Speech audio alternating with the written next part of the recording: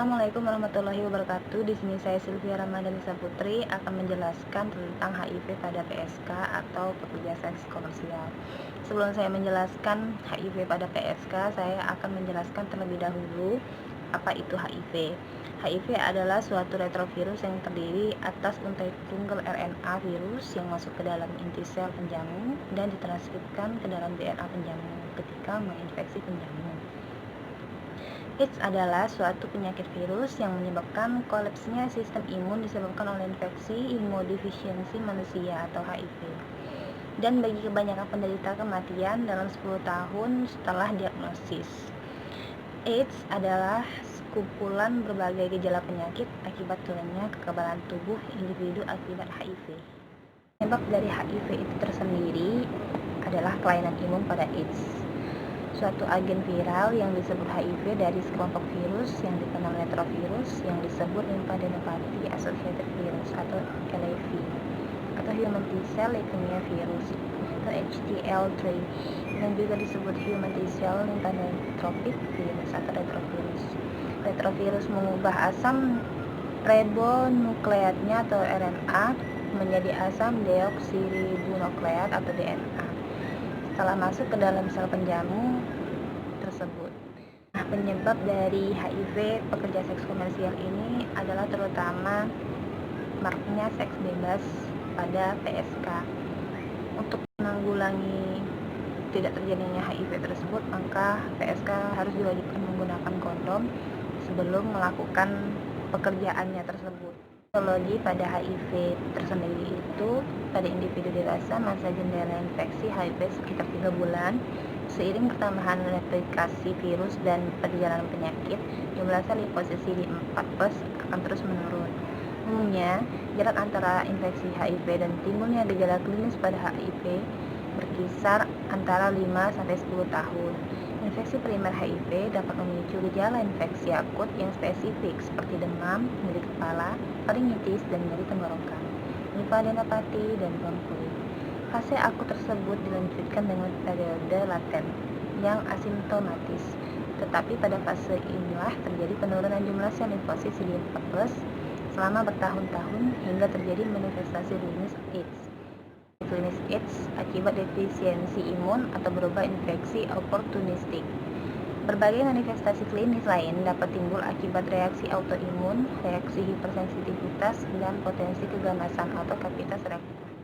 Sel T dan makrofag serta sel dendrit atau Langerhans atau sel imun adalah sel-sel yang terinfeksi human immunodeficiency virus atau HIV dan terkonsentrasi di kelenjar limfa dan sumsum tulang.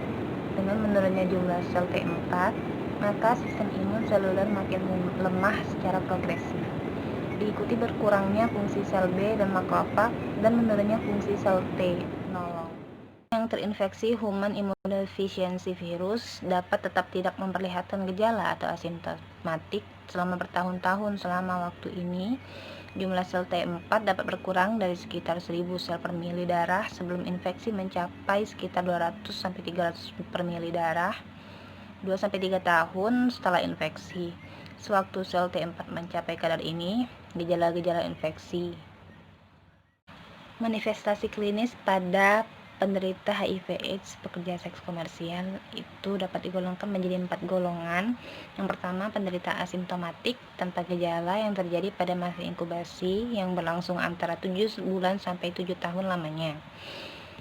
Lalu persisten generalized lymphadenopathy atau PGL dengan gejala lymphadenopathy umum. AIDS-related complex atau RRC dengan gejala lelah, demam, dan gangguan sistem imun atau kekebalan.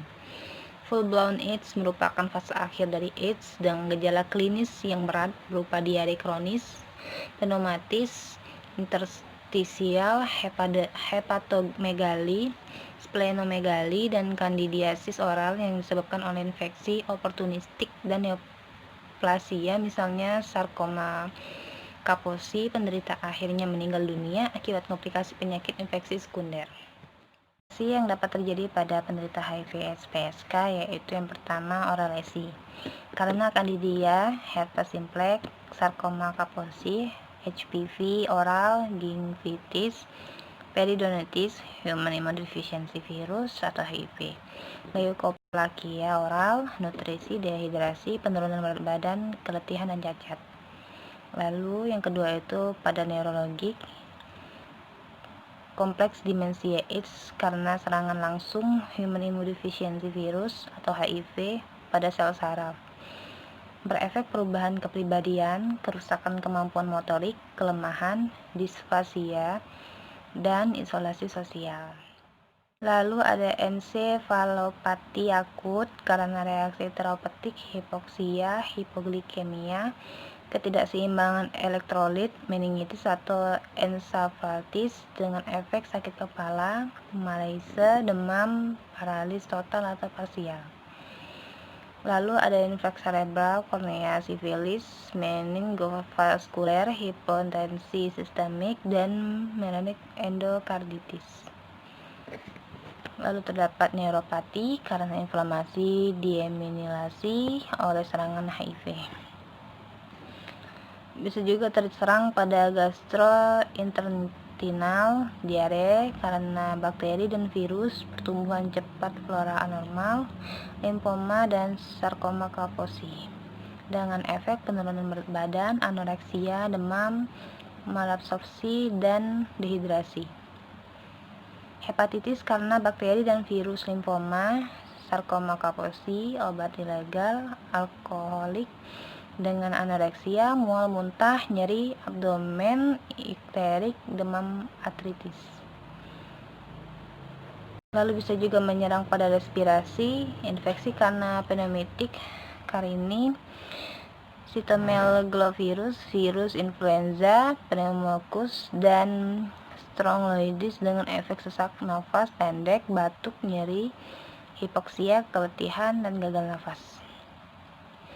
Dermatologi, lesi kulit, Staphylococcus, virus herpes simplex, dan zoster, dermatitis karena seksorsis, reaksi otot, lesi, skabies, dan dekubitus dengan efek nyeri, gatal, rasa terbakar, infeksi sekunder, dan sesak nafas. Pada sensorik juga menyerang pandangan, sarkoma Kaposi, pada konjungtivita berefek kebutaan. Penunjang pada HIV/AIDS. Itu yang pertama, jenis tes HIV/AIDS itu terdiri beragam jenis dan tidak ada tes HIV yang sempurna. Karena itu terkadang diperlukan beberapa tes atau pengulangan terhadap tes untuk memastikan diagnosis. Ada 3 jenis utama tes HIV antara lain tes antibodi, yaitu jenis pemeriksaan untuk mendeteksi antibodi HIV. Antibodi HIV adalah protein yang diproduksi tubuh sebagai respon terhadap infeksi HIV. Tes antibodi terdiri atas beberapa jenis, antara lain yang pertama itu ada ELISA atau Enzyme Linked Immunosorbent Assay. ELISA merupakan tes HIV yang umumnya digunakan sebagai langkah awal untuk mendeteksi antibodi HIV. Sampel darah yang telah diambil akan dibawa ke laboratorium dan dimasukkan ke dalam wadah yang telah diberi antigen HIV. Selanjutnya, enzim akan dimasukkan ke dalam wadah tersebut untuk mempercepat reaksi kimia antara darah dan antigen. Jika darah mengandung antibodi HIV, maka darah akan mengikat antigen tersebut di dalam wadah. Lalu yang kedua itu ada tes IVA atau imunofluoresensi antibody assay. Tes yang dilakukan dengan menggunakan pewarna fluoresensi untuk mengidentifikasi keberadaan antibodi HIV. Pengamatan dilakukan dengan bantuan mikroskop bersolusi tinggi. Tes ini biasanya digunakan untuk mengkonfirmasi hasil tes ELISA. Lalu yang ketiga itu ada Western blot. Tes yang dilakukan dengan menggunakan metode pemisah protein antibodi yang diekstrak dari sel darah. Sebelumnya tes ini juga digunakan untuk mengonfirmasi hasil tes ELISA. Namun saat ini Western blot sudah jarang digunakan sebagai tes HIV. Lalu ada tes PCR, polymerase chain reaction, tes yang digunakan untuk mendeteksi RNA atau DNA HIV dalam darah. Tes PCR dilakukan dengan cara memperbanyak DNA melalui reaksi enzim. Tes PCR dapat dilakukan dengan memastikan keberadaan virus HIV ketika hasil tes antibodi masih diragukan. Lalu itu ada tes kombinasi antibodi antigen atau AB/HG test. Tes yang dilakukan untuk mendeteksi antigen HIV yang dikenal dengan P24 dan antibodi HIV-1 atau HIV-2.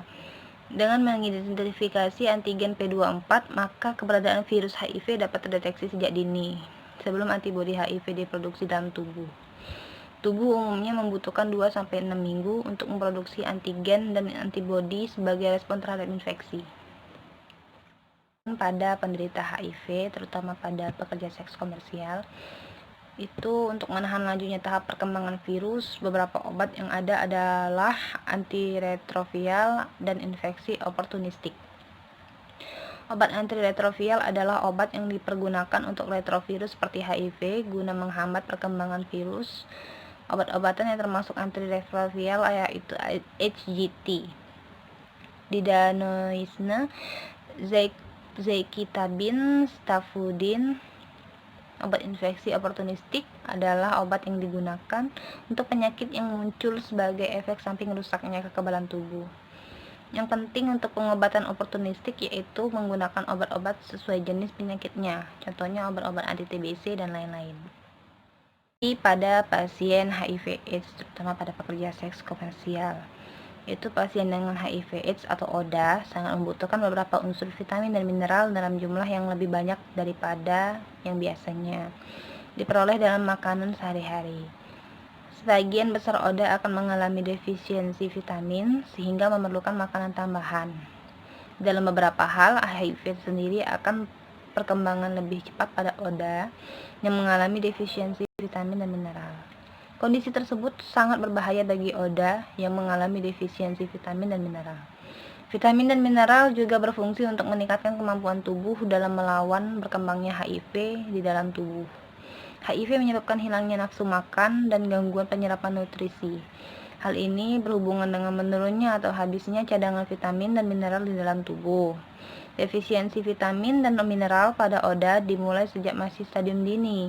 Walaupun jumlah makanan ODA sudah cukup dan berimbang seperti orang sehat, tetapi akan tetap terjadi defisiensi vitamin dan mineral. Berdasarkan beberapa hal tersebut, selain mengkonsumsi jumlah yang tinggi, para ODA juga harus mengkonsumsi suplementasi atau nutrisi tambahan. Pemberian nutrisi tambahan bertujuan agar beban ODA tidak bertambah akibat defisiensi vitamin dan mineral. Sekian video dari saya tentang penjelasan HIV/AIDS pada pekerja seks komersial atau PSK. Terima kasih atas partisipasinya. Terima kasih telah menonton. Saya akhiri. Wassalamualaikum warahmatullahi wabarakatuh.